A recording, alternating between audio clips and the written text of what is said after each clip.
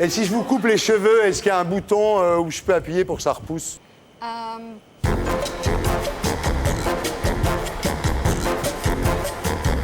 Cindy Jackson, mesdames, messieurs. Alors, Cindy Jackson, c'est votre vrai nom, mais vous êtes plus connue sous le nom de Barbie. Michael Jackson. Non, de Barbie.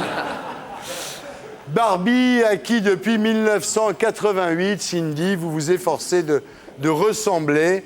47 opérations de chirurgie esthétique. Et vous avez osé faire ce que personne n'avait osé faire avant vous, c'est-à-dire une modification intégrale du visage et du corps, y compris au niveau de la structure osseuse. Mais oui, voilà, entre la Cindy du départ et la Barbie d'aujourd'hui, il n'y a plus aucun rapport. C'était pour ressembler à Barbie ou pour être plus belle que vous pensiez être? Pour être plus belle. Ouais. Parce qu'en fait, on me taquinait toujours lorsque j'étais petite à cause de mon menton, etc. Je ne venais pas du bon endroit dans la ville, mes parents étaient pauvres. Et puis en fait, je rêvais d'une vie plus glamour. Ce n'était pas uniquement pour être plus belle, c'est pour avoir une autre vie. Ça aurait été peut-être plus facile de ressembler à un Télétubbie, non? Bien, sympa. Pourquoi? Quel conseil vous donneriez à un enfant qui veut se transformer en train électrique?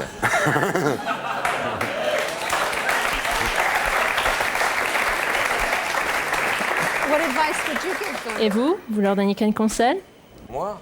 Restez naturel. Moi, j'aime beaucoup la fille de gauche. Ouais. Vous n'échapperez pas, Cindy, de toute façon, à une interview Barbie. Alors, comment vous faites pour vous habiller le matin? Est-ce qu'il y a une petite fille qui vient vous habiller le matin? Est-ce qu'il y a une petite fille qui vient vous habiller le matin, comme maintenant que vous êtes une poupée Barbie? Quelle petite fille? Comment ça, qu'est-ce que vous voulez dire? Quand? In the morning. C'est une vraie Barbie. Parlez-vous? Ouais, c'est une vraie Barbie. C'est la preuve. The little girl who play with you. Est-ce que vous pouvez lui expliquer que c'est un jeu, on joue à l'interview Barbie, et qu'après on parlera sérieusement? C'est fait, c'est OK? fait. You understood it? En fait, maintenant, je comprends le sens de l'humour français. T'as raison, c'est des cons, c'est des cons. Je n'avais pas réalisé que c'était vraiment le sens de l'humour français, mais bon.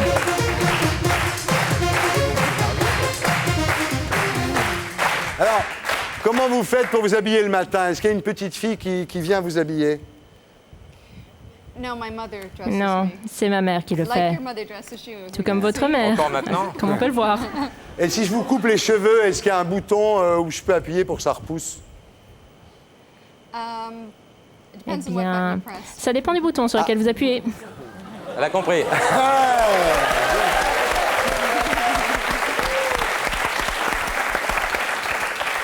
Est-ce qu'il y a des toilettes chez vous? Non. Et il n'est pas, il est pas un La peu... plupart des filles n'y vont pas. Votre copain Ken, vous ne trouvez pas qu'il est un peu con quand même, non? Bon, c'est à cause des accessoires, Ouais. comme tous les hommes. C'est horrible.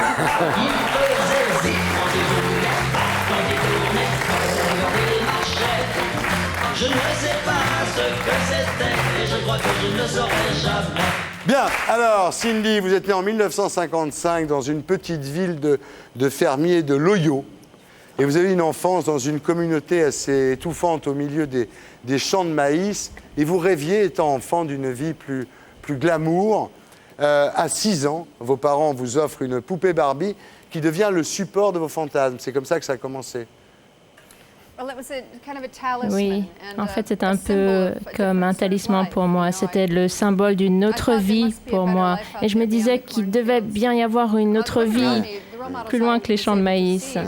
Et moi, je ne voyais que la vie des paysans, des ouvriers. Je travaillais dans une usine. Bon, voilà. Moi, je ne savais pas très bien où aller. C'était à la fin des années 50. Et en 1959, j'ai eu ma première poupée Barbie. Et pour moi, elle représentait tout simplement quelque chose de totalement différent. Et à cette époque, Barbie ne portait pas tous ces habits très, très brillants, roses. En fait, elle portait des habits de mode. Elle avait beaucoup de classe.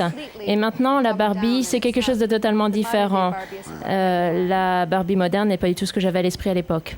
Alors à l'époque, vous voulez vous évader de cette petite ville un petit peu étouffante et puis aussi vous évader de votre corps parce que vous n'aimez pas votre corps quand vous êtes enfant. vous ressemblez plutôt à votre père, avec les traits un peu rudes, qu'à votre mère? Eh bien, en fait, cela ne me dérangeait pas de ressembler à mon bon père, mais j'avais vraiment un air très masculin, tandis que ma sœur ressemblait à ma mère. Et en fait, il la traitait de manière tellement différente de moi. On me traitait comme quelqu'un d'inférieur à ma sœur. En fait, c'était toujours ma sœur qui réussissait tout. Si je faisais une erreur, elle aussi, eh bien, c'est moi qu'on grondait. Et en fait, elle avait vraiment une vie différente à cause de son apparence physique. Et je savais que ça ne concernait pas que ma sœur. Je savais que toutes les filles mignonnes étaient vraiment différentes de moi. Et toutes celles Alors, qui étaient à belles l'époque, étaient vous dites différentes. personne ne s'intéressait à moi, j'étais invisible. Hein? Vous n'existiez pas. Oui, c'est vrai. C'est vrai. Et en 77, vous quittez les États-Unis pour Londres, où vous vivez toujours. Au début, vous faites de la musique. Et en 1988, à la mort de votre père, vous recevez un héritage. Et vous commencez les opérations chirurgicales destinées à vous faire ressembler, disons, à la poupée Barbie. Eh bien, en fait, je n'avais jamais pensé à la chirurgie esthétique avant d'avoir de l'argent, parce que j'ai toujours dûu travailler beaucoup pour avoir de l'argent, et jamais je n'aurais pensé que j'aurais pu réaliser mon rêve. Mais au moment où j'ai réalisé que j'avais de l'argent, eh bien, je n'ai pas hésité et je n'avais pas peur de travailler très dur. J'étais ambitieuse, je n'étais pas stupide, j'avais de très bonnes notes à l'école, mais ce qui me manquait, c'était l'apparence physique. Donc, immédiatement, je me suis dit, je n'ai pas très envie de voyager, d'acheter une grande maison, d'avoir des habits très beaux. En fait, je voulais vraiment être belle. Non, je me demande... si vous avez un enfant ou si vous en avez, ils ne vont pas vous ressembler. Je suis trop âgée pour avoir des enfants maintenant, donc ça ne se posera pas. Mais j'y ai pensé au départ et je me suis dit, eh bien moi de toute façon je ne ressemblais pas à ma mère non plus, donc bon, ils pourront ressembler à leur père, Ouais. mais je n'aurai pas Ces d'enfant. enfants, elle peut les faire opérer pour qu'ils ressemblent à Ken ou à Barbie en même temps. Dans 20 ou 30 ans, comment vous envisagez l'avenir? Eh bien, j'aurai la même apparence physique que maintenant, c'est tout. Il y a un truc qui se J'espère. passe entre nous, hein? Hein? Eh, santé. Laurent, Oui, oui, je trouve aussi. Vous avez remarqué aussi. tu sais que Cindy... Il se passe quelque chose, un frisson. frisson, comme un frisson. On va le couple rentrer frisson. ensemble, moi.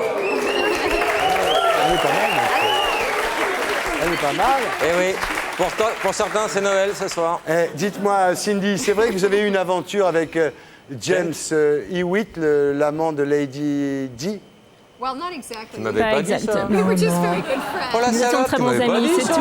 Est-ce qu'en opérant l'extérieur, on change l'intérieur? Eh bien, ce qui se produit, c'est qu'en fait, ça change les autres personnes, parce que les autres personnes vous regardent différemment. Vous êtes la même personne à l'intérieur, vous sentez de la même manière, vous agissez de la même manière, mais les autres personnes vous traitent de manière totalement différente. Et nous faisons tous cela.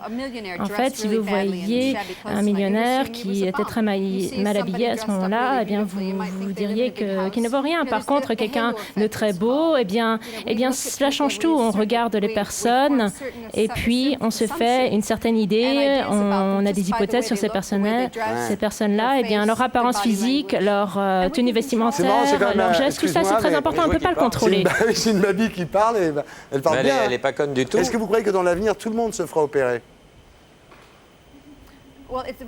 Eh bien, Pinocchio, c'est quand c'est même quelque trop chose grand qui se pour fait lui. de plus en plus. Pinocchio, quand même, c'est trop long. Il mérite. T'as vu Non, quand même, regarde, t'as vu quand même, regarde.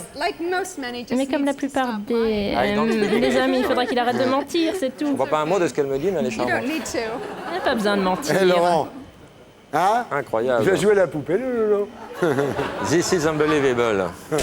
Vous pensez quoi, Cindy? Vous pensez quoi de Cher?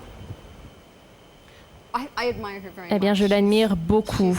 Ouais. Elle est très belle et moi, je la trouve très sympa. Qu'en pensez-vous, vous? Bah, moi, je l'ai connue quand j'avais 18 ans, elle était déjà là, très jolie. Maintenant, j'ai beaucoup plus, elle est toujours là, très jolie. Donc, je considère que c'est un bel exploit. Vous pensez quoi de Michael Jackson? Je l'ai rencontré Et eh bien, vous savez, il n'a pas eu une enfance très heureuse et je crois qu'il doit se sentir très différent de tout le monde. Et peut-être que c'est quelque chose qu'il veut exprimer par son apparence. En fait, il se sent probablement très bizarre à l'intérieur de Et lui-même. sinon, ils sont sympas les Pokémon, tu les connais un peu? Et pour être sûr de ne rien rater de Inarditube, abonnez-vous et mettez un pouce bleu.